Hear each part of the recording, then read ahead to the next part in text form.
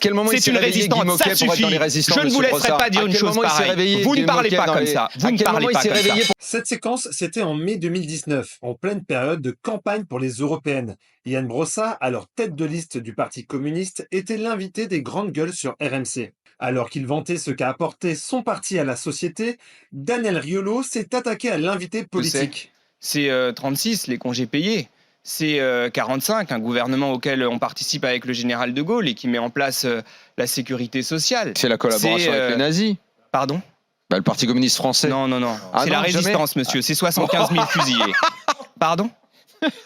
Non mais pardon, ok, très bien. Je crois qu'il va falloir que vous révisiez vos livres d'histoire. Enfin, le Parti communiste français, c'est honteux ce que vous avez dit. C'est une blague. C'est honteux ce que vous avez blague. dit. C'est honteux. Le général de Gaulle a sauvé le Parti communiste français après la guerre en l'intégrant Des propos qui ont fortement énervé Yann Brossat qui a haussé le ton face à Daniel Riolo. C'est une insulte aux prenez-le comme ça, si 75 vous 000 voulez, alors, allez. fusillés, membres du Parti communiste oui. qui ont participé à la quel moment ils se résistance. sont réveillés dans la guerre, les Vous dites communistes, n'importe quoi, monsieur. Le colonel Fabien, il a résisté dès le premier jour. Donc vous arrêtez de dire n'importe quoi. Ça suffit. Ça suffit de dire n'importe quoi. C'est honteux. Si vous dites que les communistes sont les résistants de la première heure, ce que vous dites est honteux. C'est une insulte à tous ces gens qui se sont sacrifiés pour sauver la France. Et je vais vous dire. Le candidat du PCF avait alors demandé à Daniel Riolo de retirer ses propos.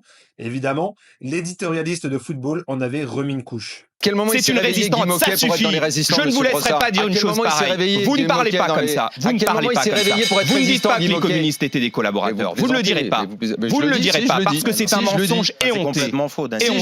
Si je le dis, vous avez manqué quelque chose. Comme beaucoup de sur Twitter, les deux hommes avaient continué à s'écharper. Et c'est Olivier Truchot, animateur des Grandes Gueules, qui avait sifflé la fin de l'échange en indiquant que le PCF était bel et bien entré en résistance, mais seulement en 1941, lors de la rupture du pacte germano-soviétique, expliquant que les communistes français avaient alors pris les armes sur ordre de Moscou, et de sourcer ses propos à partir du livre Le passé d'une illusion, écrit par l'historien communiste François Furet.